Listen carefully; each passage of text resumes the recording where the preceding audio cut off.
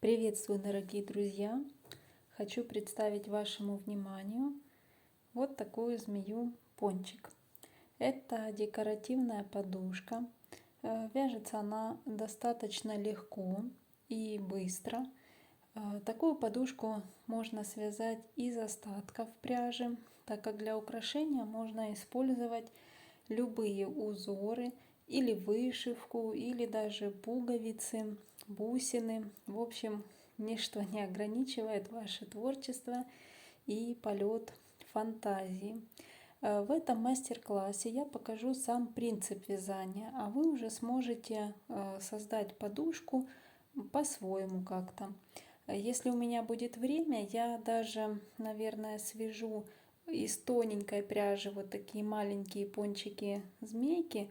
И мне кажется, их будет красиво можно будет или на стол поставить, такие сувенирчики маленькие, или там под елочку, или даже на елочку, на веточке.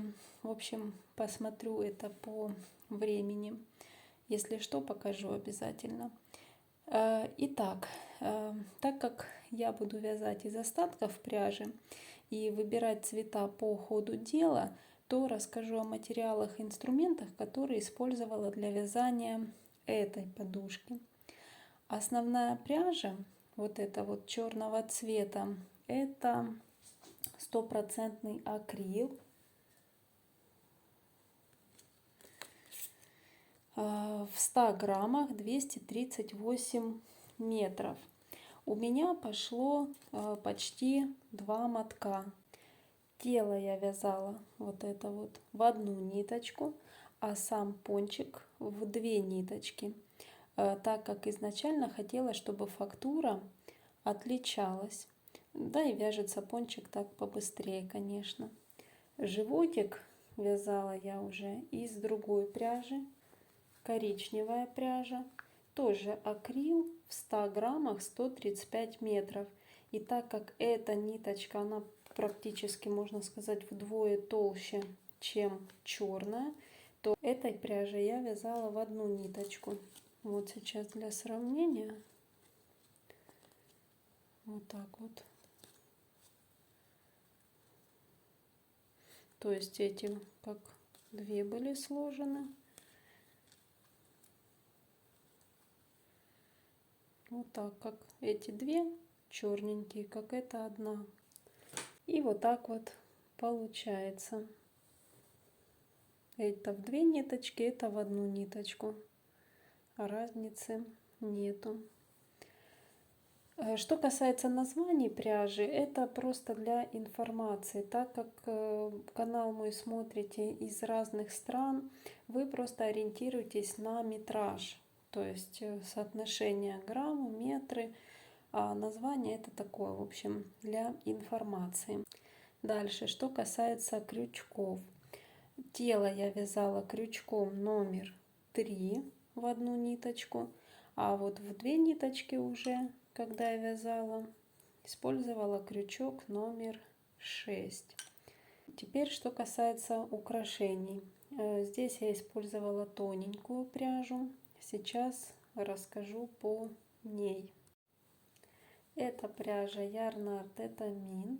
Сейчас по цветам, по номерам. Вот такой цвет. Это у нас 445.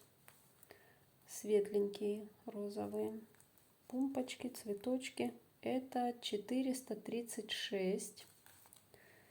Белый цвет. Белый я использовала вот сюда только под глазки.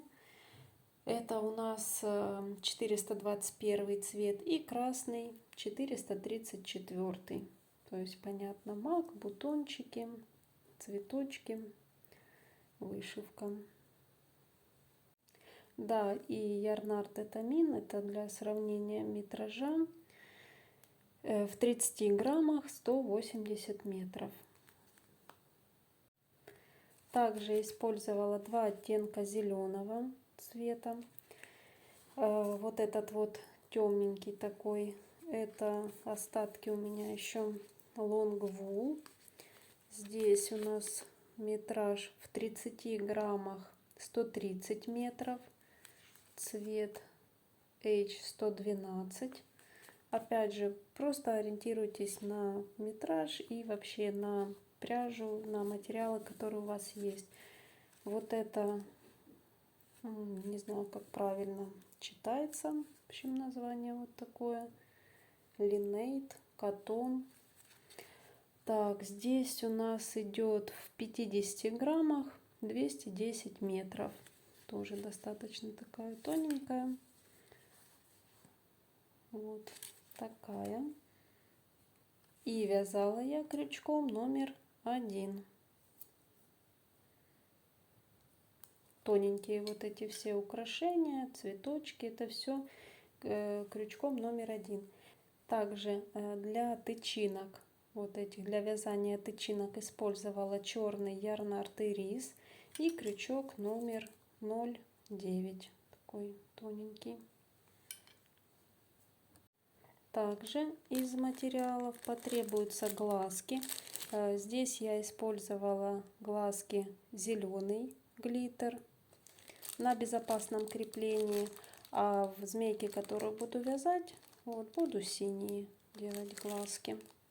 Из материалов потребуется холофайбер для наполнения.